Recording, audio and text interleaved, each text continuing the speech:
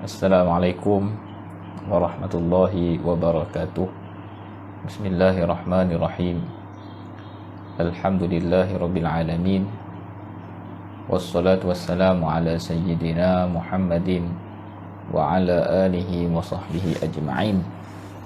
Allahumma ighfir lana dhunubana wa liwalidina wa limasyayikhina wa lijami'il muslimina wal muslimat birahmatika ya arhamar rahimin. Allahumma faqihna fid din wa 'allimna at-ta'wil wahdina ila siratikal mustaqim. Allahumma faqihna wa faqih ahlana wa auladana fi dinika. Allahumma inna nas'aluka 'ilman nafi'a wa rizqan thayyiba wa 'amalan mutaqabbala wa la hawla wa la quwwata illa billah al-aliyyil azim al-azizil hakim. Wa ba'du. Tuan-tuan, perempuan, muslimin, muslimat rahimakumullah. InsyaAllah kita sambung pembacaan kitab Safinatun Najah pada menerangkan persoalan hukum hakam fiqh dalam mazhab Imam Syafi'i rahimahullah. Dan hari ini kita sambung di muka surat yang ke-46 insya-Allah pada bahagian yang membicarakan tentang pembahagian najis. Pembahagian najis. Qala al-musannif rahimahullahu ta'ala wa nafa'ana bihi wa bi'ulumihi wa 'ulumi masyayikhina fid dharaini amin. Faslun, ini muka surat 46 itu. Faslun, an-najasatu thalathun mughalladhatun wa mukhaffafatun wa mutawassitatun. Kita baca dulu satu bahagian, kemudian kita tengok terjemahan dia. Fasal pada membincangkan mengenai jenis-jenis najis. Pasal pada membincangkan mengenai jenis-jenis najis. An-najasatu, najis-najis itu salasun, ada 3 pembahagiannya. Yang pembahagian ini adalah pembahagian berasaskan kepada tuntutan terhadap cara membasuhnya, cara menyucikannya. Di pembahagian najis ini berdasarkan dari sudut kaifiyat untuk membersihkan, cara untuk membersihkan dan menyucikannya. Mughalladhatun, yang pertamanya mughalladhah, yang najis yang berat. Yang keduanya mukhaffafah, najis yang ringan. Wa mutawassitah, yang ketiganya najis yang pertengahan. Yang ini pembahagian seperti kita sebut tadilah, kita sebut tadi. Fal mughalladhatu, yang pertama najis mughalladhah, yakni yang bermaksud najis yang ditebal, diterjemah tu ditebalkan, ini najis yang beratlah, rilau, berat. Yang kedua najis mukhaffafah, najis yang dinipiskan, ini ringanlah, najis yang ringan. Yang ketiga najis mutawassitah, yakni yang bermaksud najis yang berada di tengah-tengah. Fal mughalladhatu, maka najis yang berat ini, najis mughalladhah ini, najasatul kalbi wal khinziri wa far'i ahadihima. Maka najis mughalladhah ini adalah najis yang berupa, yakni najis anjing, najasatul kalbi, najis anjing,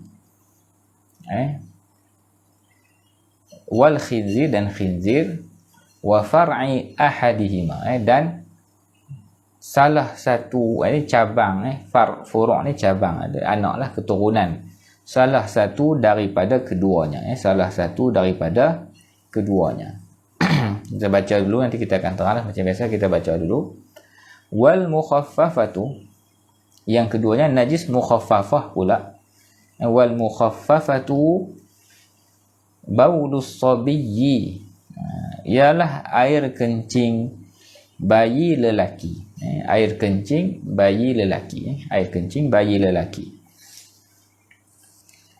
Baulus sabiyyi alladhi lam yat'am ghairal laban, yang tidak makan sesuatu pun yang lain selain susu, selain susu. Lam yat'am ghairal laban, yang tidak makan sesuatu pun selain susu. Walam yablughil haulaini, dan dalam keadaan bayi itu sendiri tersebut, bayi lelaki tersebut belum sampai usia 2 tahun. 2 tahun yang diletak dalam kurungan itu menurut kalender Islam, ini menurut kiraan tahun qamari, tahun bulan, tahun bukan kiraan bulan, tahun hijri ini.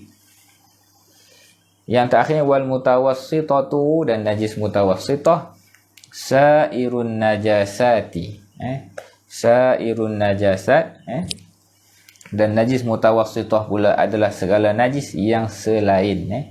Perkataan sair di sini bermaksud baqi. Jadi kita dah letak dah najis anjing dan babi itu, anjing dan babi adalah kategori najis mughalladhah, dan baulus sabi yang belum cukup 2 tahun itu najis mukhaffafah, wa al-mutawassitah sairu. Perkataan sair ada ketika akan membawa maksud al-baqi, ini yang baqi selain daripada itu, dan ada juga pada ketika tertentu membawa makna kullu, semua. Jadi dalam matan ini bermaksud baqi an-najasah, selain daripada najis mughalladhah, najis mughalladhah, dan selain daripada najis mukhaffafah itu, maka taulah dia adalah kategori najis mutawassitah. Baik, yang pertama, apabila disebutkan najis ni, najis ni adalah kategori al-mustaqdhar, benda-benda yang jelek, benda-benda yang jijik ni, yamna' min sihhatis solah, dan dia itu akan menghalang daripada sah solat. Itu kesan utama daripada najis. Jadi najis dia adalah benda-benda yang jijik, benda-benda kotor, dan dia ada kesan yamna', dia akan menghalang daripada sah solat. Dia akan menghalang daripada sah solat, itu disebut sebagai najis. Dan ada lagi satu juga benda lain, dia juga termasuk dalam perkara jijik, tetapi dia tidaklah sampai peringkat menghalang sah solat, seperti air liur yang telah keluar daripada mulut kita, hingus, begitu juga kata tai hidung dan tai telinga dan semua itu adalah perkara yang dia perkara jijik, tetapi tidak sampai peringkat menghalang daripada sah solat. Jadi najis inilah perkara yang jijik, dan juga ianya menghalang daripada sah solat berdasarkan kita kata berdasarkan apa yang digariskan oleh syarak lah, oleh hukum hakam kita ni. Baik, apabila disebut najis ini, ianya merujuk kepada ain najis itulah, dia merujuk kepada ain najis itu, dan juga digunakan juga pada tempat yang dikenai oleh, ataupun tempat yang kena akan najis itu. Di hukum itu melekat pada tempat itulah. Hukum najis itu akan berkait dengan tempat yang terkena dengan najis tersebut, sama ada pada badan, sama ada pada tempat yang kita guna untuk solat, dan sama ada pada pakaian yang kita pakai. Jadi pembahagian najis yang disebut oleh Tuan Pengarang ini, sebagaimana kita sebut tadi, adalah dari sudut hukum dan cara membasuhnya. Yang disebut mughalladhah ni maksudnya yang musyaddad fi hukmiha, yang ditegaskan ataupun diberatkan pada hukum dia. Itu maksud mughalladhah tadi, berat pada hukum, pada cara basuh. Begitu juga mukhaffafah yang ringan, maksudnya ringan pada apa? Ringan pada hukum dan cara basuhnya.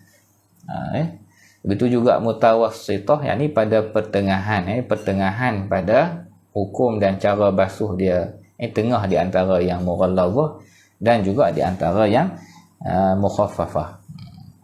Jadi sebab apa tak sebut ikut susunan kan? Sebut berat dulu, lepas tu baru mutawassit, lepas tu baru mukhaffafah. Ini untuk memudahkan terang, sebab najis mughalladhah ni terhad, senang kita nak sebut. Begitu juga najis mukhaffafah juga terhad, senang kita nak kenal pasti. Maka bila kenal yang mughalladhah, kenal yang mukhaffafah, automatik yang lain-lain itu taulah dia itulah sebagai najis mutawassitah. Jadinya Tuan Syekh terangkan hukum mughalladhah dengan mukhaffafah dulu, kemudian barulah disusuli dengan yang mutawassitah. Baik, yang mughalladhah ini adalah Syekh kata tadi najasatul kalbi wal khinziri, najis yang berkait dengan anjing dan babi, anjing dan khinzir. Maka bila sebut anjing dan babi ini ataupun khinzir ini, daripada keseluruhannya lah, daripada hujung rambutnya ke hujung kakinya, termasuklah air liurnya, termasuklah susunya, termasuklah darahnya, bahkan termasuklah najisnya itu sendiri adalah termasuk dalam najis mughalladhah, najis mughalladhah. Dan khinzir ini juga termasuk dalam mughalladhah kerana hal keadaan dia lebih buruk lah dan lebih teruk daripada anjing, li'annahu aqbahu halan minal kalbi, sebab dia ni lebih berat lah daripada anjing. Dan juga wa far'i ahadihima, dan juga keturunan ataupun kita kata cabang lah, keturunan daripada salah satu, sama ada keturunan anjing, sama ada keturunan babi sahaja, ataupun kacukan di antara anjing dan babi, ataupun kacukan di antara anjing dan babi itu dengan binatang yang lain yang tak termasuk dalam jenis mereka itu. Sekiranya dikacukkan di antara anjing dengan kambing dan hidup misalnya, maka dia juga akan mengambil hukum mughalladhah. Dia akan mengambil hukum mughalladhah. Jadi dalam bab najis ini dia akan mengikut yang lebih, dia akan mengikut cabang ataupun dia akan mengikut usulnya yang lebih buruk lah. Dalam bab najis, kalau bab keturunan ini dia akan ambil keturunan yang lebih berat. Okey.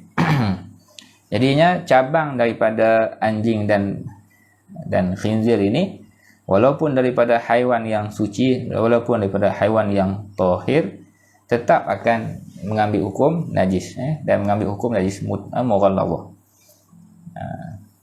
Kerana li'annal far'a, kerana cabang ini, keturunan ini, yatba'u akhassal aslaini, dia akan ikut akhas, yang lebih hina lah, lebih rendah daripada salah satu daripada dua usulnya fin najasati, pada persoalan najis dan pada haram dimakan dan juga haram disembelih ini. Baik. Kemudiannya itu najis mughalladhah. Kita dah sebut tadi, termasuklah semua yang keturunan daripada anjing dan babi. Wal mukhaffafatu, adapun najis mukhaffafah, najis yang ringan ni tadi, najis mukhaffafah, saya kata baulus sabi, baulus sabi, baulus sabi, baulus sabi, ini kencing anak lelaki, bayi lelaki. Disebut sabi maksudnya kebiasaannya merujuk pada budak lah.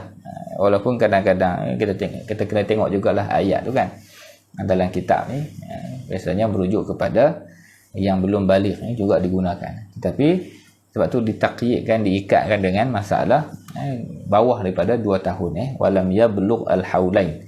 Yang ni najis air kencing bayi lelaki, baul ni air kencing, najis kencingnya tu. Bukan semua najis, air kencingnya. Baulus sabi, air kencing anak lelaki. Dalam keadaan bayi itu lam yat'am ghairal laban, dia tidak makan selain daripada susu. Dia belum makan benda-benda lain lagi selain daripada susu. Walam yablugh al-haulain, dan dia belum capai umur 2 tahun. Yang dikatakan Yang pertama kita dah sebutlah tadi, dia mestilah kurang, belum cukup 2 tahun. Maksudnya kalaulah daripada dia lahir itu dia tidak makan makanan yang lain-lain, dia hanya minum susu ibunya sahaja, tetapi hari sekian-sekian sudah cukup 2 tahun, maka sudah tamatlah, sudah tamat tempoh keringanan bagi kategori najisnya tu tadi. Ataupun dia belum cukup 2 tahun tapi dia sudah makan makanan-makanan yang lain selain daripada susu ibunya, maka juga dia telah tidak termasuklah dalam najis mukhaffafah. Dia akan termasuk dalam najis yang berikutnya, itulah najis mutawassithah. Jadi yang dikatakan yat'am lam yat'am ghairal laban, dia tidak makan selain daripada susu, yakni dalam nota kaki juga ada disebut sama ada susu itu susu yang susu manusia, susu mak dia, ataupun susu ibu-ibu susuan yang dia menyusu, ataupun susu binatang yang susu-susu segar yang diperah daripada binatang lah, susu lembu dia minum, susu kambing dia minum, masih lagi tidak menghilangkan ataupun melucutkan kelayakan untuk najis kencingnya itu dikira sebagai mukhaffafah. Sama ada susu tersebut adalah susu manusia atau susu binatang, susu yang suci atau susu yang najis. Apa contoh susu yang najis? Contohlah, contoh dia pergi minum susu daripada binatang yang tidak halal dimakan. Dari segi hukumnya susu itu najis. Tetapi dari segi kesan hukum pada persoalan air kencingnya bayi itu nanti adakah akan berubah daripada mukhaffafah pergi kepada mutawassithah, tidak memberi kesan, sebab dia masih dikira meminum susu, susu yang disebut sebagai al-laban, dalam bahasa Arab laban lah, susu. Jadi susu manusia pun masih dikira al-laban, susu daripada binatang juga dikira sebagai al-laban. Jadi budak lelaki yang dikatakan dia tidak makan tu mestilah mestilah dia tidak makan itu tidak makan dengan jalan sebagai makanan asasi yang mengenyangkan dia. Bukan perkataan litaghadhi. Al-ghidha ni makanan asasi. Makanan asasi bayi ni susu lah. Itu yang akan mengenyangkan dia, dan itulah yang akan memberi khasiat dan memberi keperluan kepada tubuh badan bayi itu untuk membesar. Itu maksud litaghadhi. Jadinya kalaulah seseorang bayi itu dia diberi makan kurma pada awal-awal kelahiran itu untuk tabarruk, untuk tahnik, untuk tabarruk dengan tahnik tadi. Jadinya tidak memberi kesan. Maksudnya apa? Air kencingnya selepas daripada itu masih mukhaffafah, sebab dia diberi makan kurma itu, diberi rasa kurma itu bukan atas jalan taghadhi, bukan atas jalan sebagai makanan asasi, tetapi diberi makan benda lain selain daripada susu ibunya itu adalah untuk jalan tabarruk, untuk jalan mengambil berkat, maka tidak memberi kesan, tidak memberi kesan. Kerana apa? Kerana benda itu akan dikira sebagai bukan ditaghadhi, bukan dikira sebagai taghadhi. Dan Tuan Syekh sebut dalam tuan syarih kepada Safinatun Najah, kitab Kasyifatus sebut amma tahnikuhu binahwi tamrin wa tanawulihi, amma tahnikuhu binahwi tamrin wa tanawuluhu nahwu sufuf wa huwa dawa. Sekarangnya diberi tahnik ataupun diberi makan ubat, pada masa-masa tertentu diberi ubat. Ubat ni bukan susu, juga tidak, ianya tidak memberi kesan. Wa huwa dawa lil islah, ni ubat untuk memberi kesihatan pada dia yang sakit tu. Fala yadur, semua itu tidak memberi mudarat, tidak memberi mudarat, kerana dia bukan dengan jalan taghadhi, dengan jalan taghadhi. Dan susu tu semua bangsa susu lah, atau saya sebut ni semua bangsa susu, sama ada susu tu susu yang segar asli ni, ataupun susu lembu, susu kambing dan sebagainya, ataupun dia telah berubah menjadi keju dan sebagainya, juga masih lagi sekiranya tidak bercampur dengan benda asing itu, ianya masih lagi dianggap sebagai susu. Jadi najis bayi tadi masih lagi najis mukhaffafah. Dan ianya memang khusus untuk bayi lelaki. Dia hanya khusus untuk bayi lelaki. Baulu as-sabi, air kencing budak lelaki.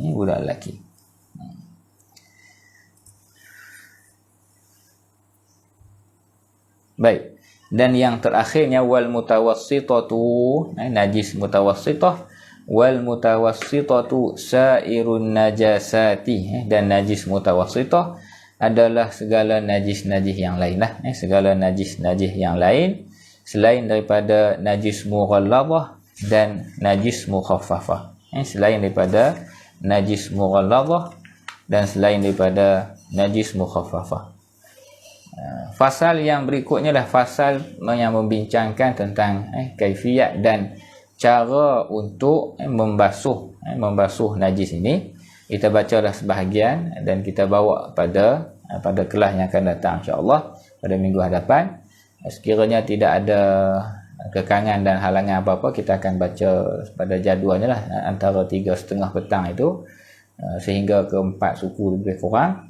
Dan kalau ada hal dan ada kekangan, kita akan cari masa yang sesuai lah kebiasaannya pada sebelah malam. Pada sebelah malam selepas solat Isyak tu kita baca juga, walaupun lebih kurang 30 minit sehingga 45 minit lah setiap kali bacaan ni. Kita dapat satu kali baca satu fasal, satu kali baca satu fasal pun insya-Allah pelan-pelan lah. Moga-moga Allah Ta'ala memberi keberkatan pada bacaan kita. Baik. Fasal yang berikutnya tentang cara membasuh ni, faslun al-mughalladhatu tathuru bi sab'i ghasalatin ba'da izalati 'ainiha ihdahunna bi turabin. Kita baca matanya dulu, insya-Allah penerangannya kita bawa ke minggu depan. Kita baca sekali untuk minggu depan nanti. Terjemahan fasal pada membincangkan mengenai cara-cara membersihkan sesuatu yang terkena najis. Pada membincangkan mengenai cara-cara membersihkan sesuatu yang terkena najis, yang salah satunya atau kedua-duanya adalah basah. Tu tambahan lah. Sebab apa disebut salah satu atau kedua-duanya adalah basah? Sebab apa? Kaedah dia al-jaffu bil jaffi. Najis yang kering dengan permukaan yang kering. Tahirun bila khilaf, adalah suci tanpa ada sebarang khilaf. Tidak berlaku intiqal, tidak berlaku perpindahan. Syarat untuk berpindah hukum najis kepada sesuatu permukaan itu, pada mahal itu, sama ada thawb pada badan ataupun pada tempat yang lantai yang kita duduki ini, mestilah adanya dengan perantaraan yang kita kata kelembapan. Tapi kalau dua-dua kering, al-jaf bil jaf, maka tahir tanpa ada sebarang khilaf. Contohnya kita pegang seketul najis yang kering, ketulan najis kering, kita angkat dengan tangan yang kering, kemudian kita lempak, kemudian segala kesan-kesan tu hilang daripada tangan kita ni, kita dah sapu dan kita dah tiup dah habis dah, maka tidak ada perpindahan hukum najis ke tangan kita tadi. Sebab apa? Kedua-duanya adalah kering. Sebab tu dikatakan dalam bahagian terjemahan tu, yang salah satunya atau kedua-duanya adalah basah. Mesti salah satu pihak itu ada rutubah, ada kelembapan padanya. Jadi saya sebut al-mughalladhatu tadkhuru bi sab'i ghasalatin ba'da izalati 'ainiha ihdahunna bi turabin. Yang pertama tu cara basuh najis mughalladhah, sesuatu yang terkena najis mughalladhah akan menjadi suci dengan cara 7 kali basuhan setelah dihilangkan ain najis mughalladhah, telah dihilangkan ain najis mughalladhah terlebih dahulu, yang salah satu daripada 7 basuhan tersebut dicampurkan dengan tanah. Jadi insya-Allah lah tentang kaifiyat, tajuk kaifiyat ini kita baca pada fasal yang akan datang ni. Fasal yang kaifiyat ni kita bawa kepada minggu depan insya-Allah. Wallahu taala a'la wa a'lam. Wa sallallahu ala sayyidina Muhammad wa ala alihi wa sahbihi wasallam. Walhamdulillahi rabbil alamin. Jazakumullahu khairan. Wassalamualaikum warahmatullahi